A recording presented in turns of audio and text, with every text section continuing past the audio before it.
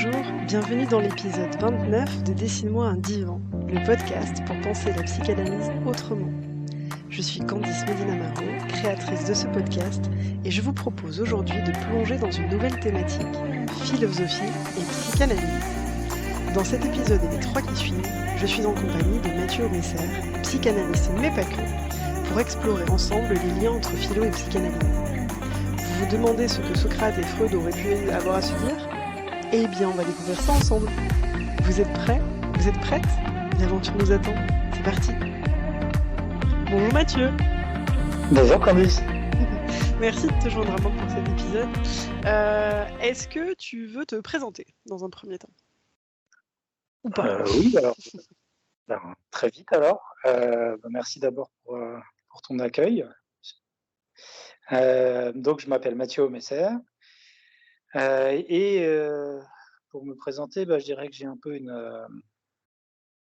un double métier. C'est-à-dire que je suis depuis longtemps professeur de philosophie. Mhm. Alors, les gens me demandent parfois si je suis philosophe. Les élèves, ça les intéresse beaucoup de savoir si je Bonne suis philosophe. question. Et donc, es-tu philosophe ? Donc, il n'y a pas que des philosophes morts, c'est ça ? Il y en a des vivants, ouais. La preuve.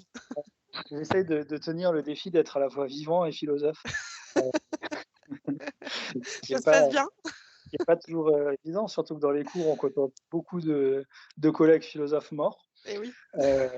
Et néanmoins, on essaie de les rendre vivants, ou de montrer en quoi ils sont vivants. Leur pensée, Voilà, plutôt. donc ça, c'est en tout cas une première activité. Donc, j'enseigne en classe préparatoire des étudiants à la philosophie depuis longtemps maintenant.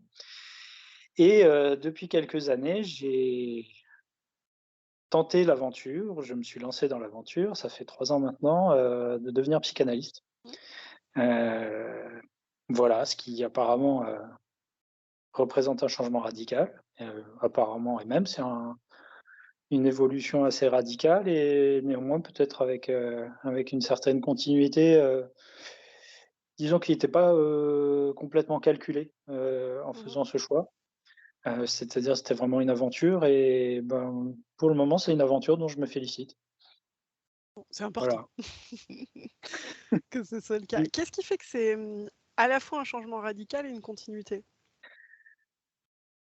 C'est un changement radical, déjà dans la position qu'on a, et dont la position avec laquelle on aborde certaines questions qui sont en fait, à un certain niveau les mêmes. Mmh.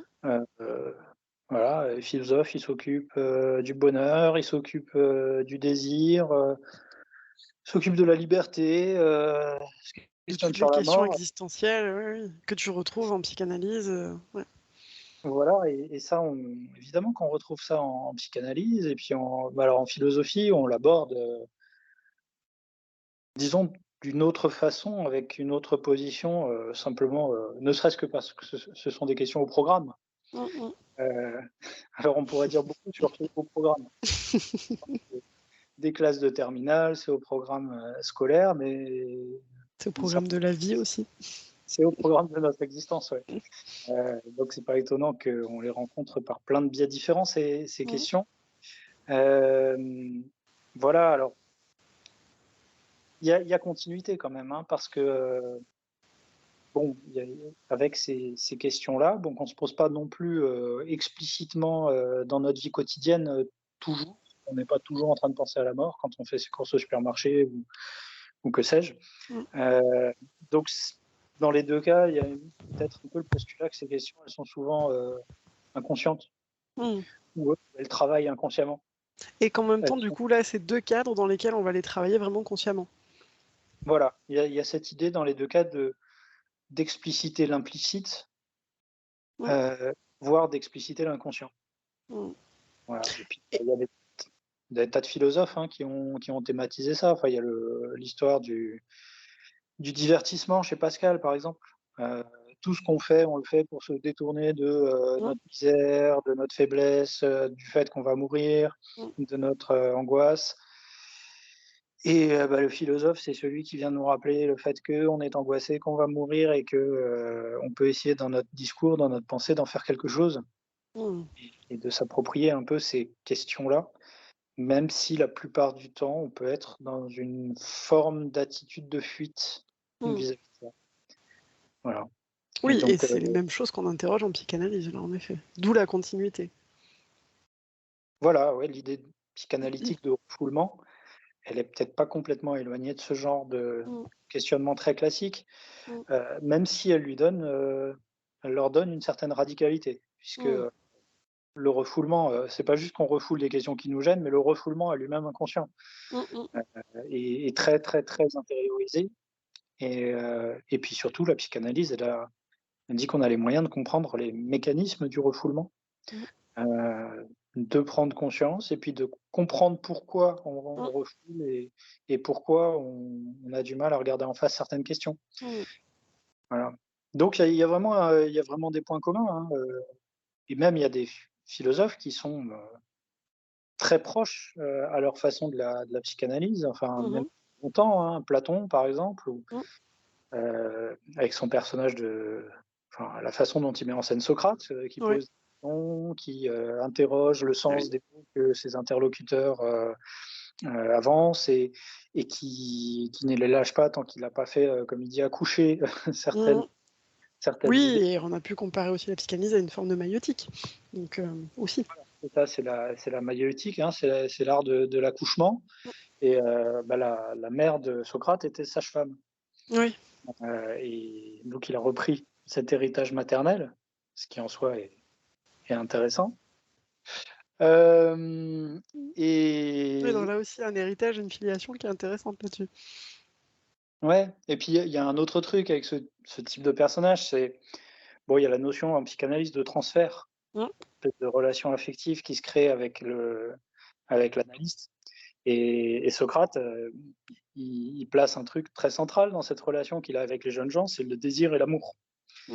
Alors, d'une façon extrêmement, intrigante et problématique, mais voilà, il y a des thèmes très modernes Mmh. qui sont déjà présents dans cette figure un peu, tutélaire ou fondatrice de la philosophie telle qu'on peut la connaître ou encore la développer aujourd'hui. Ouais, donc il y a vraiment beaucoup de liens finalement entre, la philosophie et la psychanalyse. En tout cas, toi, tu peux en faire beaucoup là. Ouais, ouais, ouais et là où c'est fascinant, et où c'est aussi une aventure un peu existentielle d'avoir fait cette bascule, heu, c'est c'est quand même on l'éprouve comme une bascule. Mmh. Alors Oui, tu disais parler de changement radical. ouais, à plusieurs niveaux. Hem, D'abord, c'est une certaine,